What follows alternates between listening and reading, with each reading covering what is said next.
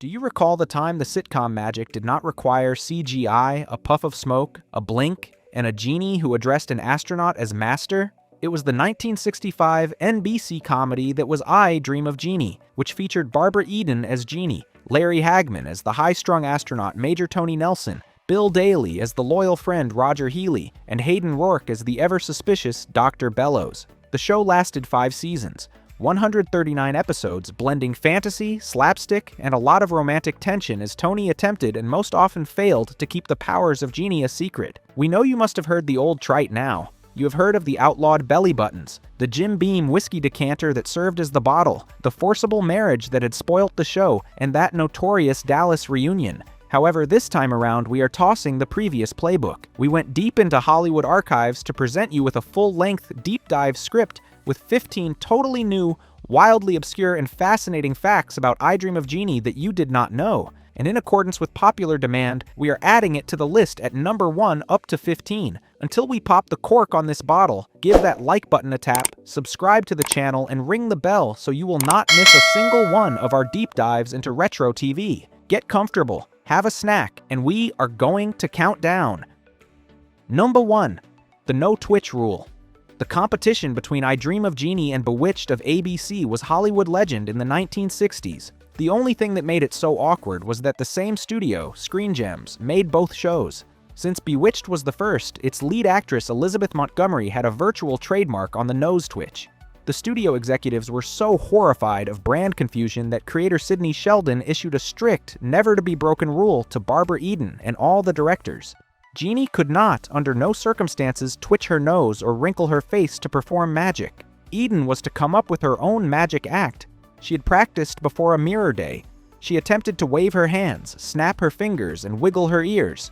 She finally decided to fold her arms and a sharp, distinct nod of the head with a dramatic blink.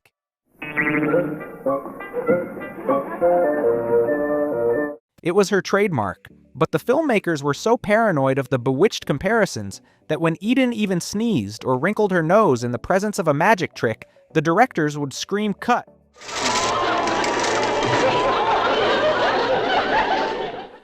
Scrap the film and repeat the take. Number 2. Sidney Sheldon tried to buy color out of his own pocket.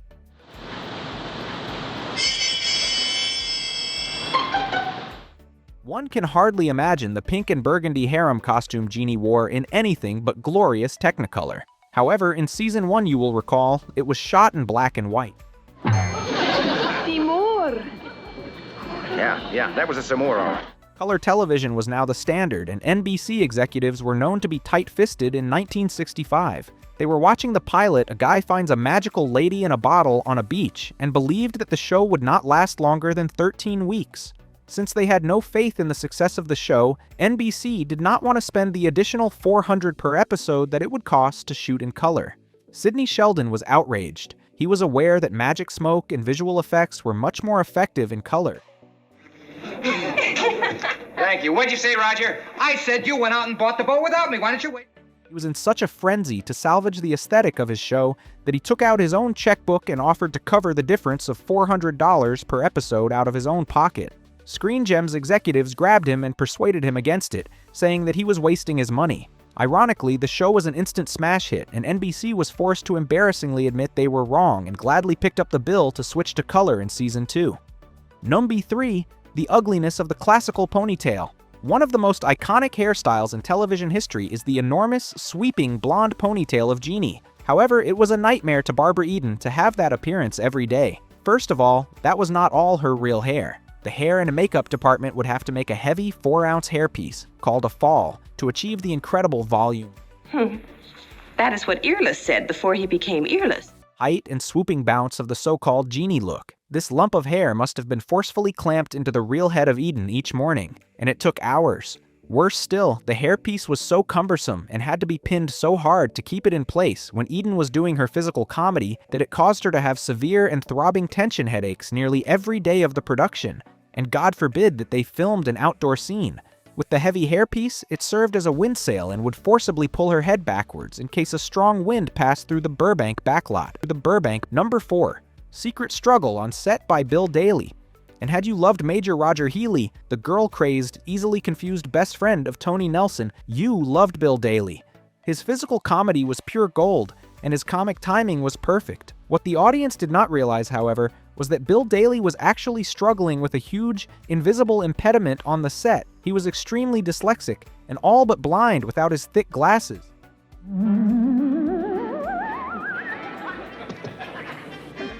Daly could not wear the thick spectacles that Roger Healy used, as the producers thought he could not do it on camera because he was an active military man. He would not be able to read the cue cards in the background without them, and his extreme dyslexia could hardly read and memorize scripts at home. He was always afraid that he would be fired because he would flub his lines. But how then did he survive 5 seasons? Larry Hagman. Hagman loved Bill Daly. That's all set. Roger's gonna pick her. Watch out! Whee! Although he was known to be a mess with producers, Hagman would also secretly draw Daly aside and drill him verbally on and off between takes, to get him to remember the rhythm of the scenes by heart. Hagman later that day was credited with saving his career single-handedly. Number 5. NASA Cold Shoulder. The space agency would have been delighted with the free primetime publicity, but NASA was actually very unfriendly to the production initially. In the mid-1960s, the space race was deadly serious business. NASA was worried that the presence of an astronaut who was linked to magic, superstition, and a skimpily dressed roommate would reduce the Apollo missions to a joke to the American people. They were on the offensive against the show with official NASA insignias and at first denied permission to film at their real facilities.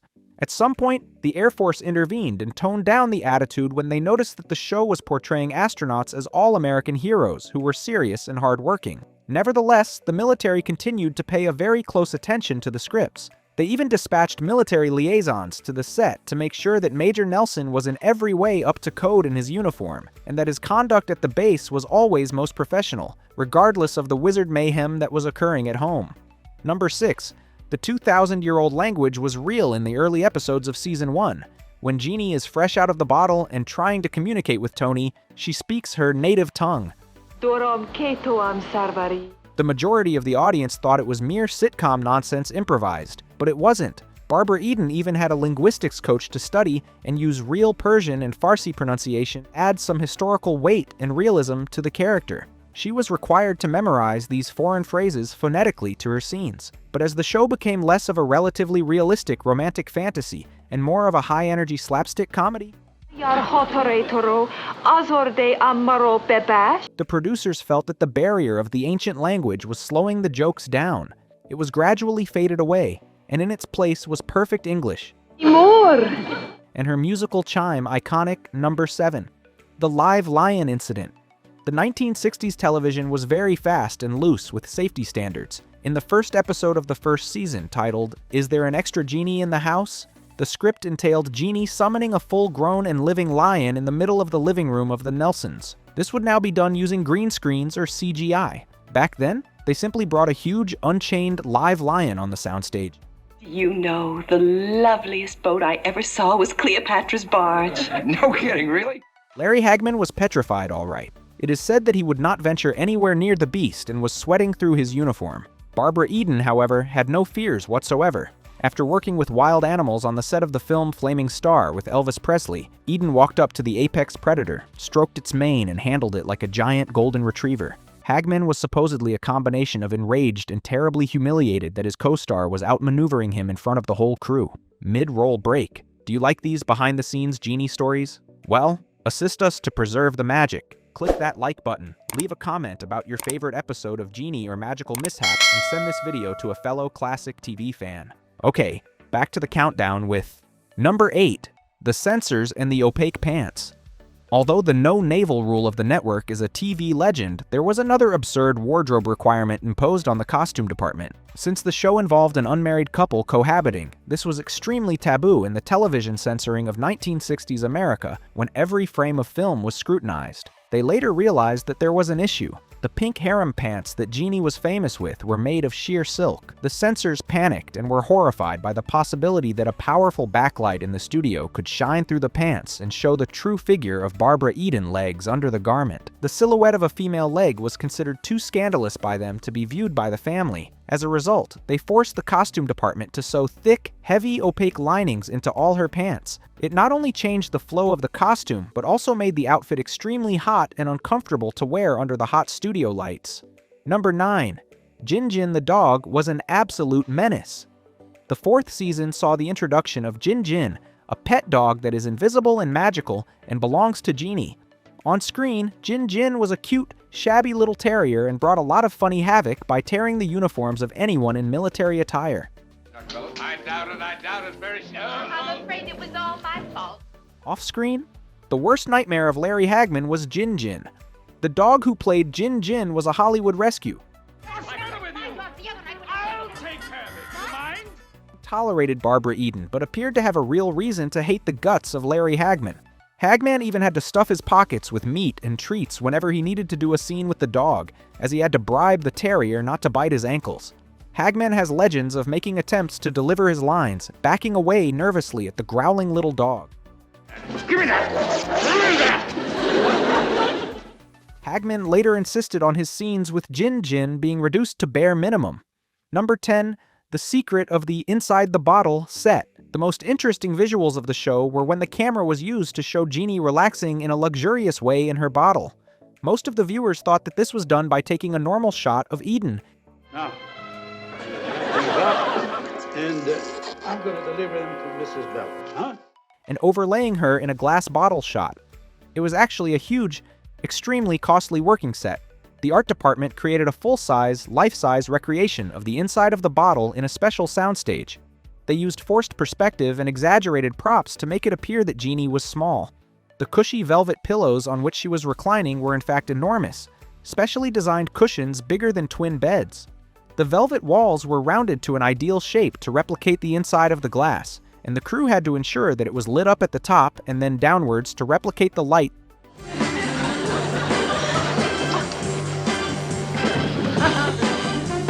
Passes through the neck of the bottle. It was a wonder of set design in the 1960s. Number 11. Bizarre Sitcom Cameo by Phil Spector. It was not unusual in the 1960s to have popular musicians appearing as guest stars on sitcoms.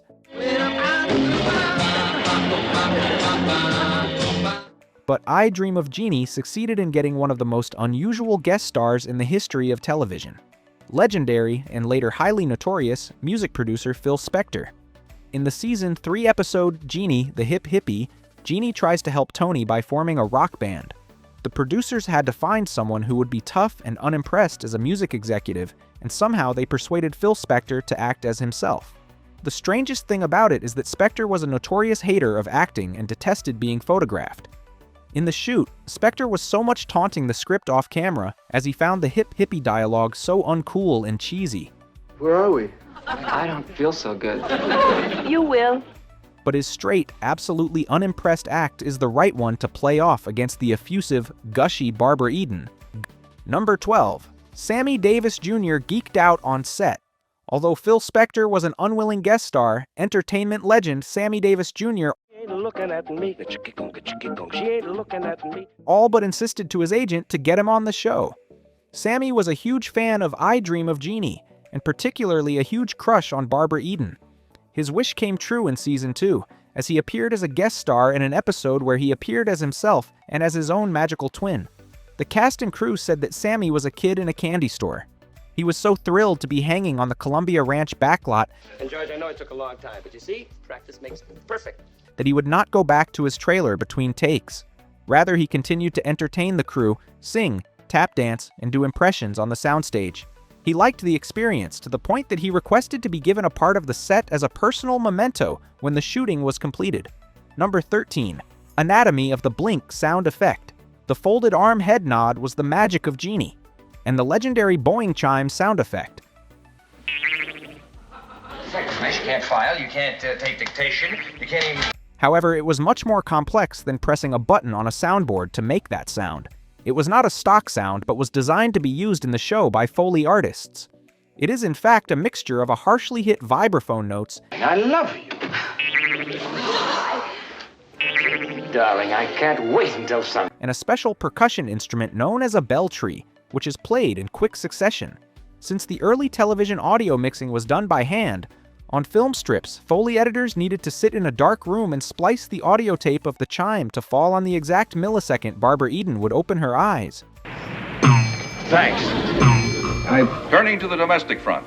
At Cape Kennedy, America's three-man astronaut. They needed to paste the tape twice in case she blinkinged twice. Those Foley artists physically cut and pasted that chime sound effect thousands of times by hand, over 139 episodes. Number 14. Real astronauts were mega fans, although NASA was initially red-taped and feared that the show would be a mockery of the space program. It's just a field for scientific experiment, and that's all. Wingate's going to be a lot of laughs on them. The real men who were headed to space adored the series. Since the production employed actual aerospace technical advisors to have Dr. Bellows and General Peterson sound authentic, the discussion of orbital mechanics, G-forces, and flight procedures was surprisingly realistic.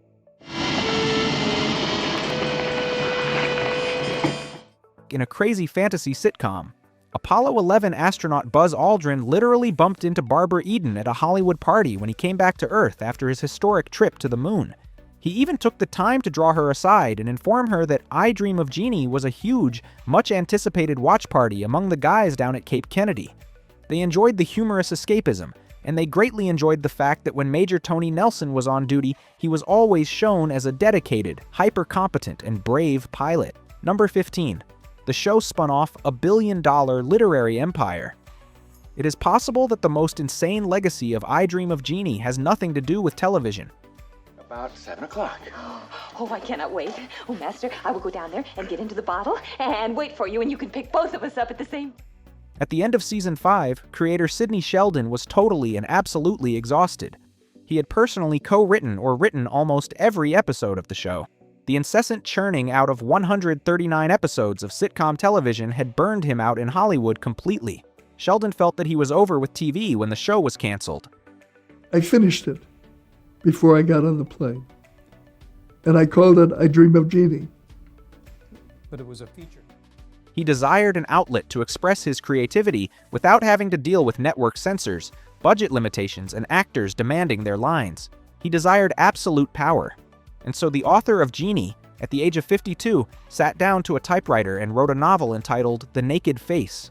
He was followed by such books as The Other Side of Midnight, Bloodline, and Master of the Game. Yes, the man who gave us the fluffy, bubbly sitcom of a genie in a bottle turned to write incredibly dark, steamy, twisting romantic thrillers.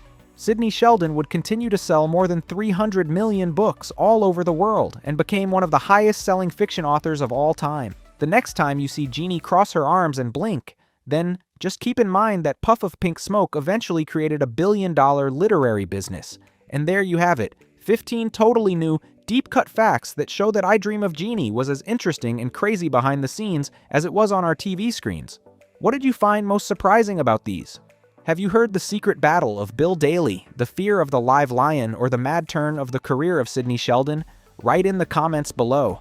And in case you love this long-time travel, then give the video a huge thumbs up, subscribe, and hit the bell so that you do not miss our next memory lane road trip. That is remember when until next time, when you are reminded that sometimes the greatest TV magic is when the cameras are off.